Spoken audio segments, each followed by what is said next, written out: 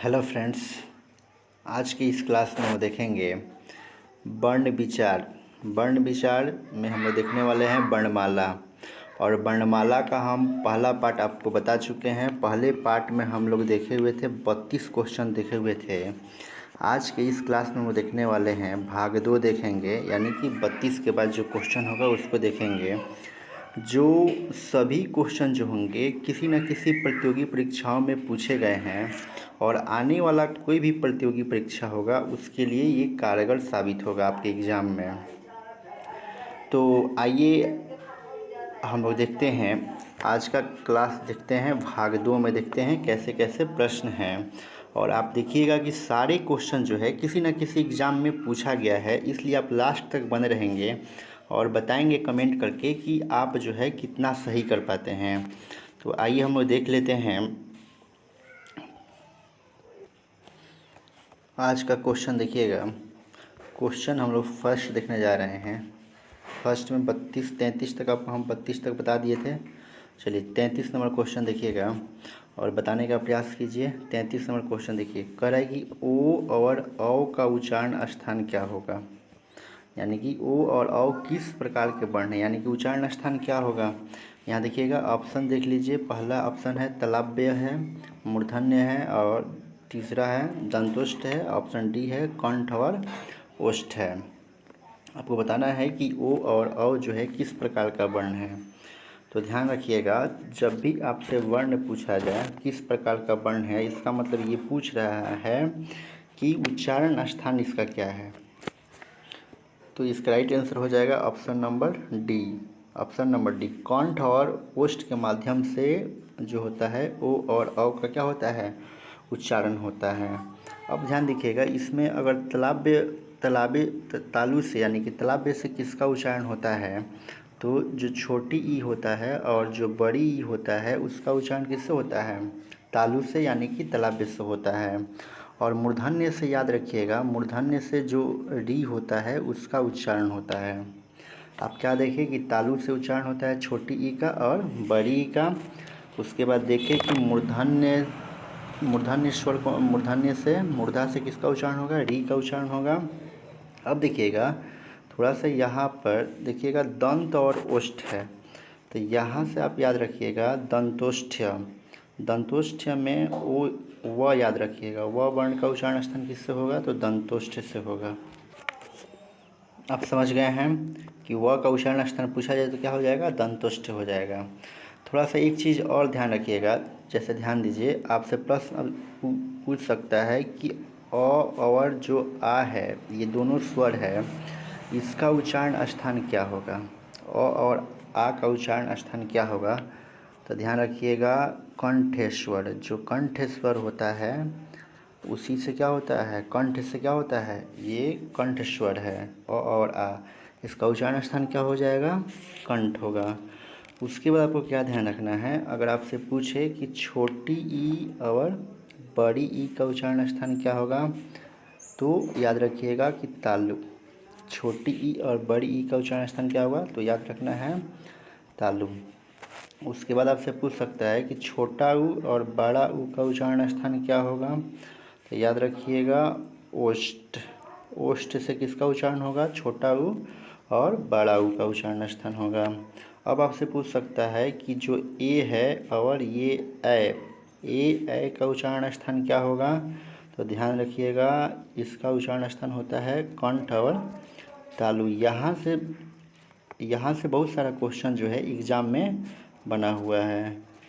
देखिएगा, कहेगा कि अ और आ का उच्चारण स्थान क्या है, कंठ हो जाएगा। छोटी ई और बड़ी ई का उच्चारण स्थान क्या हो जाएगा, तालु हो जाएगा। छोटा ऊ और बड़ा ऊ का उच्चारण स्थान क्या हो जाएगा, ओष्ठ हो जाएगा।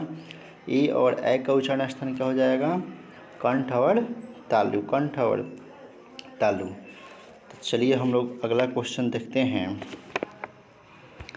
अगला क्वेश्चन हम लोग देख लेते हैं, क्वेश्चन नंबर देखिएगा 34 हम लोग देखते हैं। क्वेश्चन नंबर 34 देखिए और बताइए इसका आंसर क्या होगा। कह रहा है क्वेश्चन नंबर 34 कि स्वर किसका भेद होता है, स्वर किसका भेद होता है। तो स्वर जो होता है संधि का भेद है कि समास का है कि लिंग का है कि वर्ण का है, स्वर किसका भेद है। तो इसका राइट आंसर क्या हो जाएगा, जवाब दीजिए। इसका राइट आंसर होगा ऑप्शन नंबर सी, वर्ण का भेद होता है। आपको हम पिछले क्लास में बताए थे कि वर्ण का जो होता है दो भेद होता है। पहला जो होता है स्वर होता है और दूसरा जो होता है क्या होता है, व्यंजन होता है। स्वर की संख्या कितनी होती है, 11, और व्यंजन की संख्या आपसे पूछे तो याद रखिएगा 33 होता है। चलिए अगला क्वेश्चन हम लोग देखते हैं। अगला क्वेश्चन देखिएगा 35 नंबर क्वेश्चन। देख रहे हैं ना, सारे क्वेश्चन जो है किसी न किसी एग्ज़ाम में पूछा है, तो आप समझ सकते हैं कि ये कितना इम्पोर्टेंट है। चलिए 35 नंबर देखिएगा, कह रहा है कौन सा संयुक्त स्वर नहीं है। इसमें बताइए कौन सा संयुक्त स्वर नहीं है। ऑप्शन ए में है ए है, ऑप्शन बी में ए है, ऑप्शन सी में बड़ा ऊ है, ऑप्शन डी में ओ है। बताइए इसका राइट आंसर क्या हो जाएगा। इसका राइट आंसर हो जाएगा ऑप्शन नंबर सी। सी जो है आपका संयुक्त स्वर नहीं है। ऑप्शन नंबर सी का जो बड़ा ऊ देख रहे हैं ये संयुक्त स्वर नहीं है। बाकी जो है ए है और ओ है, ये सब क्या है, संयुक्त स्वर है। याद रखिएगा, जब दो या दो से अधिक स्वर आपस में मिलते हैं तो उसी को हम लोग क्या बोलते हैं, संयुक्त स्वर बोलते हैं। चलिए अगला क्वेश्चन देखिएगा 36 नंबर क्वेश्चन देखिए। 36 नंबर क्वेश्चन कह रहा है कि निम्नलिखित में से कौन सा स्वर कंठ तालव्य है। कंठ तालव्य मतलब कंठ और तालु से किसका उच्चारण होता है। बताइए इसका राइट आंसर क्या होगा। कंठ और तालु से किसका उच्चारण होता है, अभी बताए हैं। कंठ और तालु से किसका उच्चारण होता है बताइए, ध्यान रखिएगा। ए, कंठ और तालु से ए और ए का क्या होता है, उच्चारण होता है। ए और ए का उच्चारण किससे होता है, कंठ और तालु से। ये बड़ी ई का उच्चारण स्थान किससे होता है, केवल तालु से। आ का उच्चारण स्थान किससे होगा, कंठ से, ठीक है ना। ओ का उच्चारण स्थान किससे होगा, ओ का उच्चारण स्थान किससे होगा, कंठ और ओष्ठ से। ओ पूछे चाहे औ पूछे, इसका उच्चारण स्थान क्या होगा, कंठ और ओष्ठ से होगा। आइए अगला क्वेश्चन देख लीजिए। अगला क्वेश्चन जो है 37 नंबर है। कह रहा है कि कौन से शब्द में अनुनासिकता है। अनुनासिकता का मतलब होता है कि इसका उच्चारण जो होगा मुख से होगा, मुख और नाक से होगा। जिसका उच्चारण मुख और नाक से होगा वही जो होता है अनुनासिक वर्ण होता है। तो ध्यान रखिएगा, इसका राइट आंसर क्या हो जाएगा, ऑप्शन नंबर सी, संभालना। संभालना जो है इसका उच्चारण किससे हो रहा है, मुख और नाक से हो रहा है, इसलिए संभालना जो है अनुनासिक है। इसमें एक चीज़ और याद रखिएगा, अनुनासिक में याद रखिएगा, अगर कोई मान लीजिए कि शब्द है, हिंदी का शब्द है, अगर उसके ऊपर चंद्रबिंदु लगा रहे तो पहचान जाएंगे कि वो क्या है, अनुनासिक शब्द है। आइए अगला क्वेश्चन नंबर देखते हैं। अगला क्वेश्चन नंबर देखेंगे, क्वेश्चन नंबर 37 के बाद अब 38 नंबर देखने वाले हैं। ध्यान से देखिए, क्वेश्चन नंबर 38 कह रहा है, 38 नंबर कह रहा है कि कौन से शब्द में अनुनासिकता है। बताइए किस शब्द में अनुनासिकता है। अभी हम आपको क्या बताया, अनुनासिकता जो होता है पहचानना होगा तो चंद्रबिंदु जिस पर लगा होगा क्या है, वो उसमें अनुनासिकता है, और इसका उच्चारण किससे होगा, मुख और नाक से होगा। ठीक, तो चलिए इसका ऑप्शन नंबर क्या हो जाएगा, ऑप्शन नंबर सी जो होगा इसका राइट आंसर हो जाएगा, कंटीला। ठीक है ना। देखिए कंटीला जो है ना, कंटीला पर जो है यहाँ पर चंद्रबिंदु आपको दिख रहा है, तो ऑप्शन नंबर क्या हो जाएगा, सी हो जाएगा। 39 नंबर क्वेश्चन देखिएगा, कह रहा है किस वर्ण का उच्चारण स्थान कंठ और तालु होता है। ऑप्शन ए है ह है, ऑप्शन बी है छ है, ऑप्शन सी है ओ है, ऑप्शन डी है ए है। तो बताइए इसका राइट आंसर क्या हो जाएगा। तो कंठ और तालु से हम अभी बताए हैं कि जो ए है, ए और ए का उच्चारण स्थान क्या होता है, कंठ और तालु होता है। तो राइट आंसर क्या हो जाएगा, ऑप्शन नंबर डी हो जाएगा। तो इसमें आपको क्या करना है, इसमें याद ये रखना है कि अगर पूछा जाए कि ह का उच्चारण स्थान क्या हो जाएगा, तो याद रखिएगा कंठ हो जाएगा। ठीक है ना। ओ का पूछा जाए, ओ का पूछा जाए, चाहे किसका पूछा जाए, औ का पूछा जाए, इसका उच्चारण स्थान क्या होगा, तो कंठ के साथ साथ क्या होगा, ओष्ठ भी होगा। कंठ और ओष्ठ के माध्यम से क्या होता है, ओ और औ का क्या होता है, उच्चारण होता है। अगर छ का पूछा जाए उच्चारण स्थान क्या होगा, तो याद रखिएगा क्या हो जाएगा, तालु। याद रखिएगा, उच्चारण स्थान से बहुत सारा प्रश्न पूछता है, इसलिए इसको याद कर लीजिएगा। चलिए क्वेश्चन नंबर 40 देखिएगा। 40 जो है बहुत ही इम्पोर्टेंट क्वेश्चन है।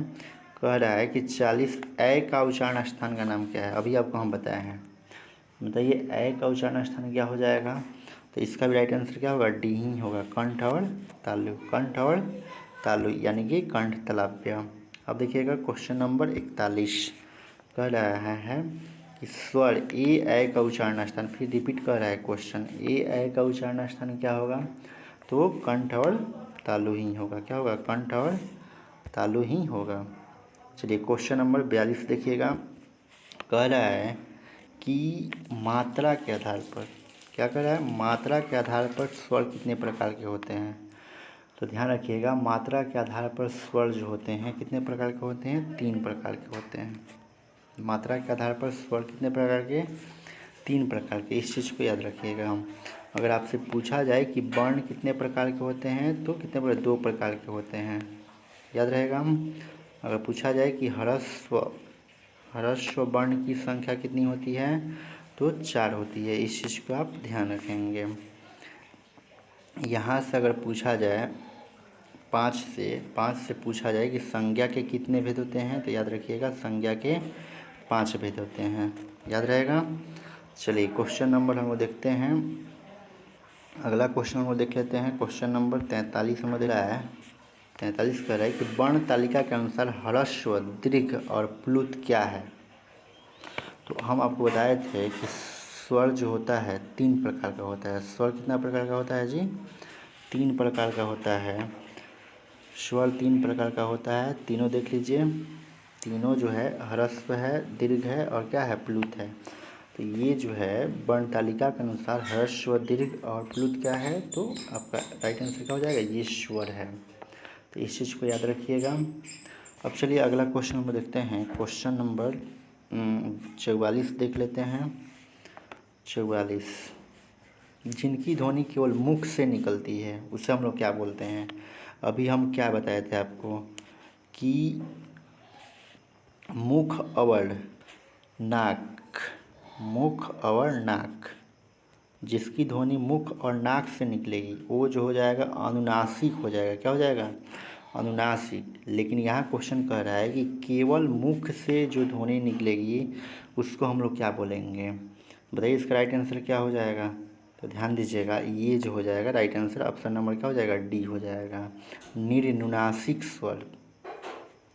जिसका उच्चारण जो होगा केवल मुख से होगा उसको क्या बोलेंगे, निर्नुनासिक स्वर बोलते हैं।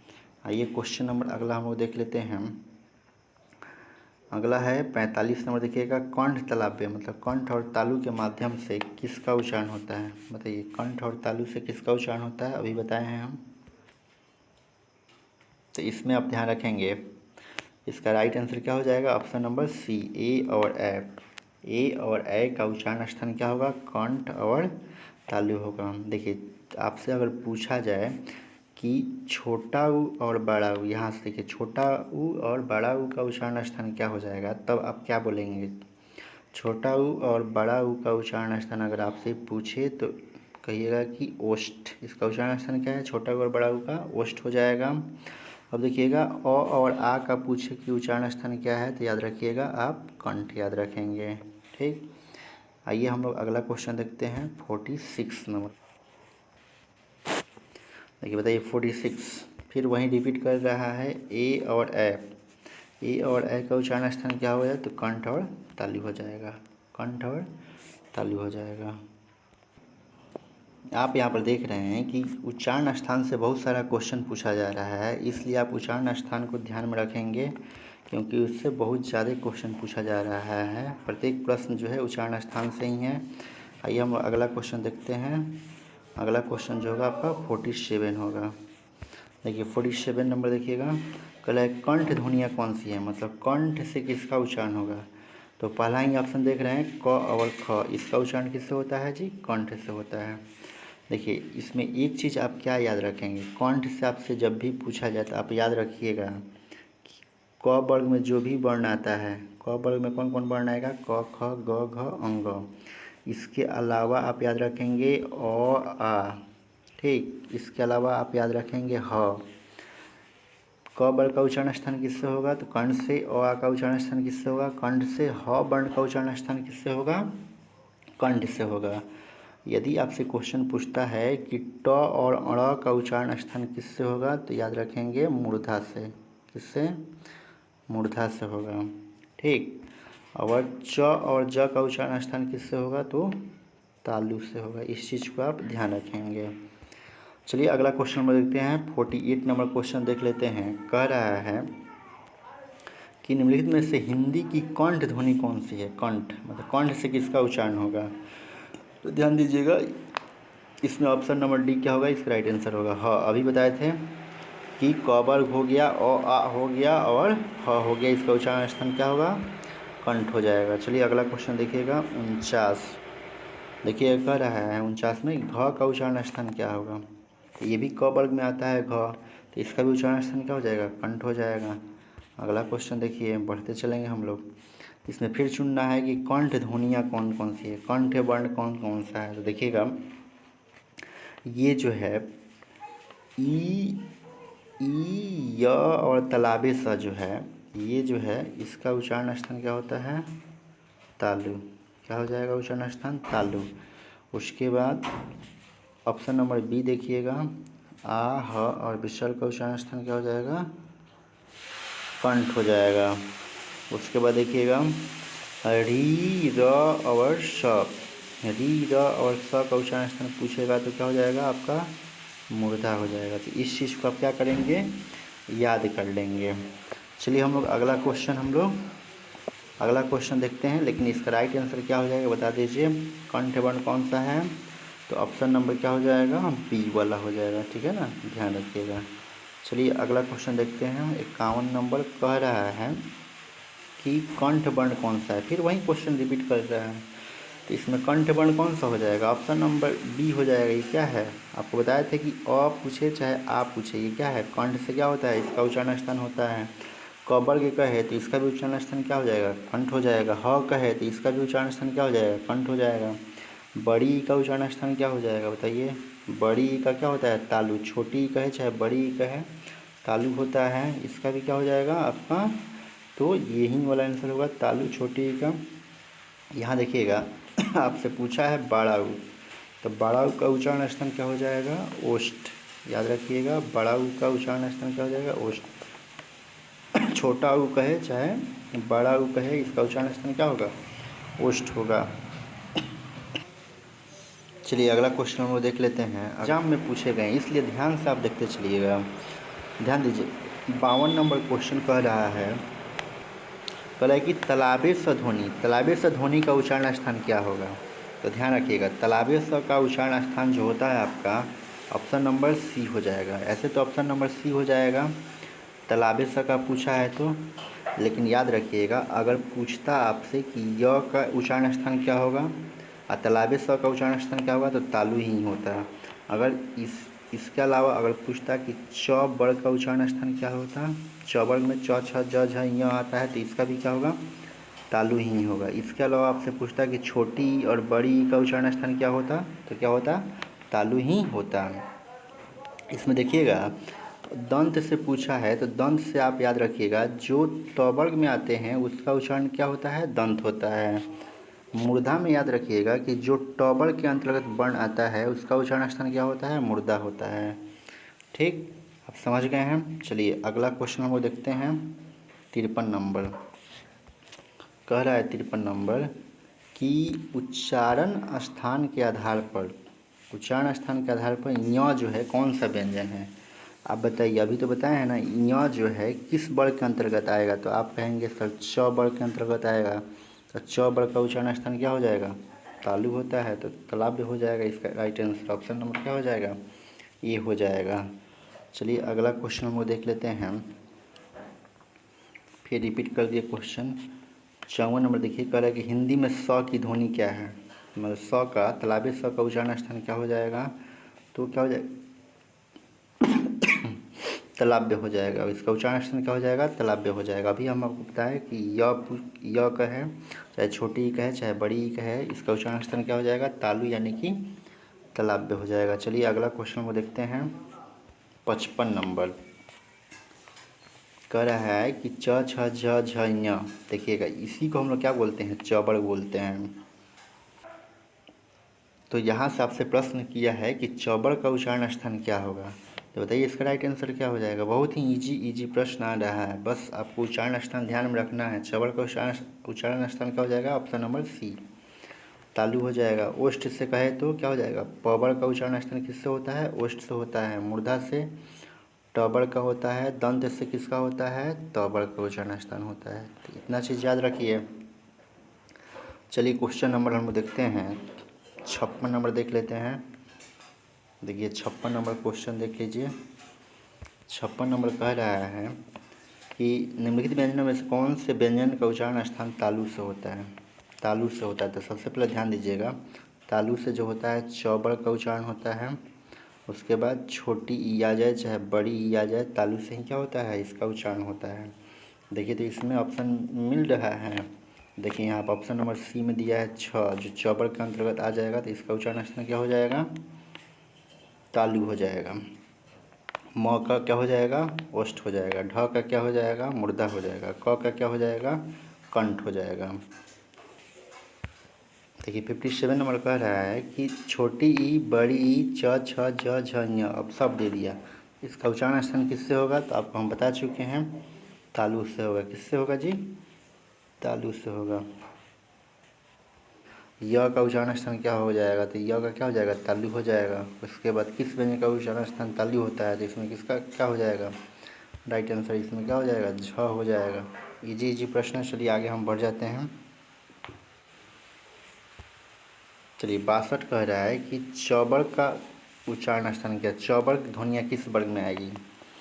तो ये भी तो हम बता ही चुके हैं, तालु के अंतर्गत आएगी। अगला क्वेश्चन देखिएगा, ये ड का उच्चारण स्थान क्या है। ड का उच्चारण स्थान क्या हो जाएगा, तो मूर्धा हो जाएगा। ड का उच्चारण स्थान मूर्धा। हिंदी की मूर्धन्य ध्वनि कौन सी है, मतलब मूर्धा से किसका किसका उच्चारण होता है, बताइए इसका राइट आंसर क्या हो जाएगा।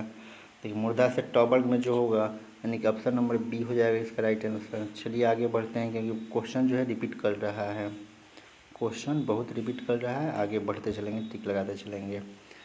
कह रहा है कि जिनका उच्चारण ऊपर के दांत पर जीभ लगाने से होता है उसे क्या कहते हैं। बहुत अच्छा क्वेश्चन है। कह रहा है कि जिनका उच्चारण ऊपर के दांतों पर जीभ लगाने से होता है उसे क्या कहते हैं, बताइए। तो इसका राइट आंसर हो जाएगा ऑप्शन नंबर बी हो जाएगा, दंत हो जाएगा। याद रखिएगा, दांतों पर जीभ लगाने से जिसका उच्चारण होगा उसको हम क्या बोलेंगे, दंत बोलेंगे। चलिए अगला क्वेश्चन देखते हैं। अगला क्वेश्चन देखते हैं। देखना है ना, ये पूछा गया किसी न किसी एग्जाम में, इम्पोर्टेंट है। 67 देखिएगा, कह रहा है कि मूर्धन्य ध्वनि कौन सी है, मूर्धा से किसका होता है उच्चारण स्थान, तो बताइए किसका होगा। 67 में मूर्धा से तो उच्चारण होता है टॉबड़ का, किसका होता है, टॉबड़ का होता है। ये पूछा है कि मूर्धन्य ध्वनि नहीं है, यानी कि मूर्धा से किसका उच्चारण नहीं होगा, ये पूछा है। तो बताइए इसका राइट आंसर क्या हो जाएगा। ध्यान दीजिएगा, ये वाला जो डी ऑप्शन देख रहे हैं ना, राइट आंसर क्या हो जाएगा, डी। यानी कि ढ का नीचे देखिए बिंदु है, तो इसका उच्चारण जो होता है मूर्धन्य से नहीं होता है। आगे देखिएगा, अगला क्वेश्चन कह रहा है कि ट वर्ग किस प्रकार का व्यंजन है, बताइए। ट वर्ग जो है अभी बताया है ना, ट वर्ग जो है मूर्धन्य से यानी कि मूर्धा से उच्चारण होता है। अगला क्वेश्चन देखिए, क्वेश्चन नंबर 69 कह रहा है कि 69 में कह रहा है कि ट वर्ग का उच्चारण स्थान क्या है, तो वही हो जाएगा, मूर्धा हो जाएगा। इजी प्रश्न है। अगला देखिए 70 नंबर कह रहा है, 70 नंबर क्वेश्चन कि उच्चारण स्थान की दृष्टि से कौन सा विकल्प शुद्ध है, मतलब जो सही है उस पर टिक लगाना है। चलिए बहुत अच्छा ही क्वेश्चन है। यहाँ पर ध्यान दीजिएगा, जो च का उच्चारण होता है ये कंठ से न होकर किससे होता है, तालु से होता है। याद रखिएगा, तो ये क्या है आपका, गलत दिया है। ये तालाबे स का उच्चारण स्थान जो होता है मूर्धन्य से न होकर किससे होता है, तालु से होता है, ध्यान रखिएगा। और ये जो है देखिए ऑप्शन नंबर जो ए है, ये जो स दिखाई दे रहा है इसी का उच्चारण जो होता है दंत से होता है। तो ऑप्शन नंबर क्या हो जाएगा, ए जो होगा आपका राइट आंसर हो जाएगा। चलिए हम लोग अगले क्वेश्चन की तरफ बढ़ते हैं, और अगला क्वेश्चन जो होगा आपका 71 नंबर हो जाएगा। देखिए सारे प्रश्न देख रहे हैं ना, किसी न किसी एग्जाम में पूछा गया है। चलिए 71 नंबर देखिए, थ किस वर्ग का व्यंजन है? थ। तो ये त वर्ग में आता है, तो त वाला जितना भी आएगा तो उसका उच्चारण स्थान क्या हो जाएगा? दंत हो जाएगा। देखिए ऊष्म वर्ण याद रखिएगा, यहाँ पे एक अलग आया है ऑप्शन। ऊष्म वर्ण की संख्या कितनी होती है? 4 होती है। अगर पूछे तो ऊष्म वर्ण की संख्या कितनी होती है? 4 होती है। याद रखिएगा कौन कौन, लिख देते हैं। तलावे स, मूर्धन्य स, दंती स और ह। ऊष्म वर्ण की संख्या कितनी होती है? 4 होती है। तलावे स, मूर्धन्य स, दंती स, ह। आगे आपसे पूछ सकता है। चलिए अगला क्वेश्चन को देखेंगे। कह रहा है कि दंत वर्ग कौन सा है? रिपीट कर रहा है क्वेश्चन, बताइए दंत वर्ग कौन सा हो जाएगा इसमें से? तो ध्यान रखिएगा 72 नंबर दंत वर्ग पूछा है, तो जो त वर्ग का होगा यानी कि ऑप्शन नंबर सी त वाला हो जाएगा। बताइए तो इसका जो है उच्चारण स्थान क्या होगा? छोटा ऊ का उच्चारण स्थान क्या होगा? कई बार रिपीट करा चुके हैं। तो छोटा ऊ और बड़ा ऊ का हमने क्या बताया था आपको कि उच्चारण स्थान जो होता है ओष्ठ होता है। चलिए क्वेश्चन नंबर हम लोग 73 की तरफ बढ़ते हैं। और 73 नंबर क्वेश्चन क्या कहता है, ध्यान से देखिएगा। कह रहा है कि द ध्वनि का उच्चारण स्थान क्या होता है? द ध्वनि का उच्चारण स्थान बताना है आपको। द तो सबसे पहले जानिए कि द जो होता है किस में आएगा? त वर्ग में आएगा। और त वर्ग का उच्चारण स्थान क्या होता है? दंत होता है। राइट आंसर क्या हो जाएगा? दंत हो जाएगा। चलिए अगला क्वेश्चन देख लीजिए। अगला क्वेश्चन जो होगा आपका 74 नंबर होगा। वैसा ही क्वेश्चन है। त वर्ग की ध्वनियों का उच्चारण किससे होता है? तो वहीं होता है, दंत से ही होता है। बिल्कुल सेम ही क्वेश्चन दे दिया है। चलिए अगला क्वेश्चन, त का उच्चारण स्थान, यानी कि एक ही क्वेश्चन को देखिए कई बार एग्जाम में रिपीट किया है। 75 नंबर देख रहे हैं ना, त का उच्चारण स्थान किससे हो जाएगा? दंत से ही हो जाएगा। अब आइए हम लोग अगला क्वेश्चन देखते हैं। और अगला क्वेश्चन जो होगा आपका ये होगा 76 नंबर क्वेश्चन होगा। लास्ट में ज़रूर बताइएगा कि आपका कितना सही हुआ। तो चलिए ध्यान दीजिएगा। 76 नंबर कह रहा है कि दंत ध्वनि कौन है, मतलब दांत से किसका उच्चारण होता है? तो जो त वर्ग में आएगा उसी का उच्चारण स्थान किससे होगा? दंत से आएगा। देखिए तो त वर्ग वाला में दिया है। त वर्ग वाला में जैसे ख है, तो ख का उच्चारण स्थान क्या हो जाएगा? कंठ हो जाएगा। ठीक है। च का क्या हो जाएगा? तालु हो जाएगा। च का क्या हो जाएगा? आपका तालु हो जाएगा। यहाँ फ का आप देख रहे हैं, फ का उच्चारण स्थान क्या हो जाएगा? तो ओष्ठ हो जाएगा। फ वर्ग का उच्चारण स्थान क्या हो जाएगा? ओष्ठ हो जाएगा। अब ल बच गया, तो ल का उच्चारण स्थान क्या हो जाएगा? दंत हो जाएगा। क्या हो जाएगा? दंत हो जाएगा। यही उच्चारण स्थान क्या होगा? सही होगा। ल का उच्चारण स्थान कभी पूछे तो दंत, यानी कि ऑप्शन नंबर सी क्या है आपका? राइट आंसर है। चलिए 77 नंबर क्वेश्चन देखते हैं। कह रहा है कि हिंदी की ओष्ठ व्यंजन ध्वनियाँ कौन सी है? जब भी ओष्ठ पूछे तो आपके दिमाग में चलना चाहिए कि प वर्ग की बात किया जा रहा है। देखिए तो प वर्ग में से कोई इसमें है क्या? प वर्ग में से कोई दिखाई दे रहा है आपको? तो ध्यान दीजिएगा ऑप्शन नंबर यहाँ पर सी देखिए, भ है ना प वर्ग के अंतर्गत, तो इसका उच्चारण स्थान क्या हो जाएगा? ओष्ठ हो जाएगा। अब बताइए हम आपसे एक सवाल पूछते हैं कि अ का उच्चारण स्थान क्या होगा? बताइए। अ पूछे चाहे आप पूछे तो याद रखिएगा कंठ। अ पूछे चाहे आप पूछे उच्चारण स्थान क्या होगा? कंठ होगा। या आपसे कहता है कि ह का उच्चारण स्थान क्या होगा, तो क्या याद रखना है? ह का उच्चारण स्थान भी क्या होता है? कंठ ही होता है। समझ में आ गया? चलिए अगला क्वेश्चन देखिएगा। 78 नंबर क्वेश्चन देखिए। न्यू भी बच्चे होंगे तो आपका रिवीजन होते जा रहा है, उसमें कोई डरने वाली बात नहीं है। और सारे क्वेश्चन किसी न किसी एग्जाम में पूछा गया है। आइए 78 नंबर देखिएगा। ओष्ठ ध्वनि नहीं है।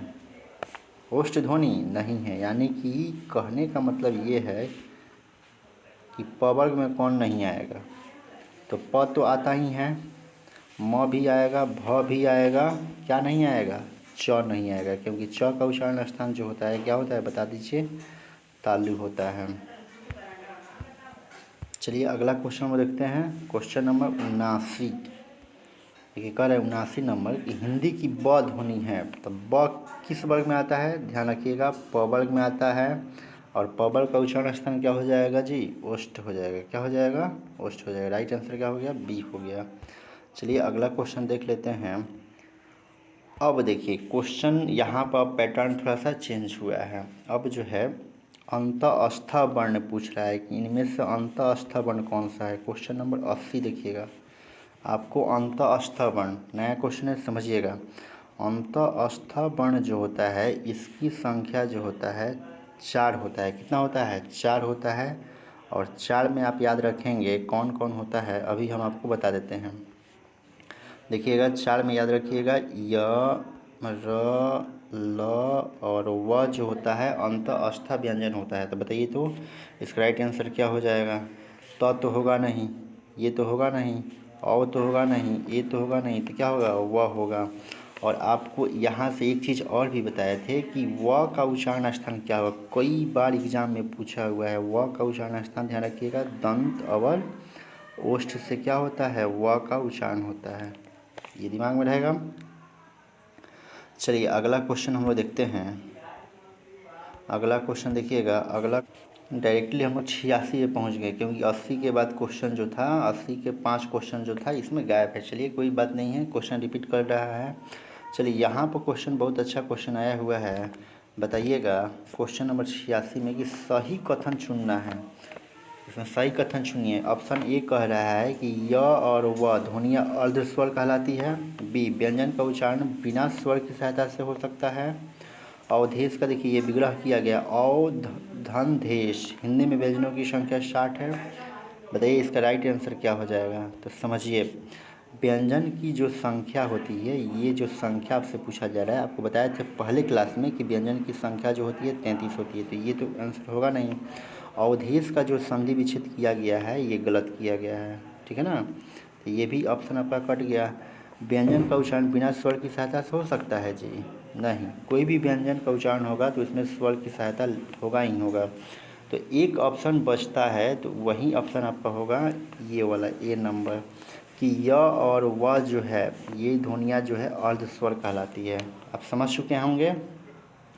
जिस क्वेश्चन का आंसर आपको नहीं पता है तो आप ऑप्शन से काट सकते हैं और देख सकते हैं कि क्या आंसर होने वाला है। चलिए 87 नंबर देखिएगा, कह रहा है कि कौन सा अंतःस्थ व्यंजन, अभी बताया थे कि अंतःस्थ व्यंजन की संख्या क्या होती है? 4 होती है।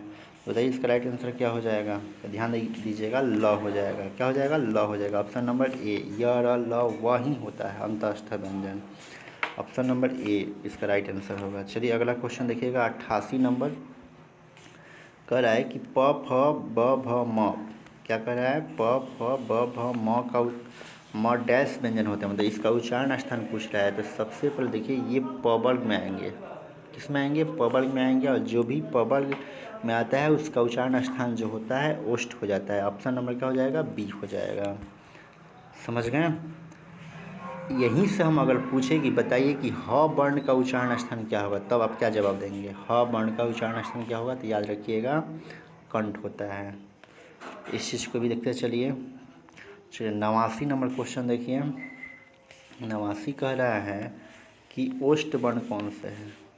ओष्ठ से किसका उच्चारण होता है? तो अभी हमने क्या बताया आपको कि जो प वर्ग में आएंगे उन्हीं का ओष्ठ से क्या होगा? उच्चारण होगा। तो देखिए तो प वर्ग वाला दिया है?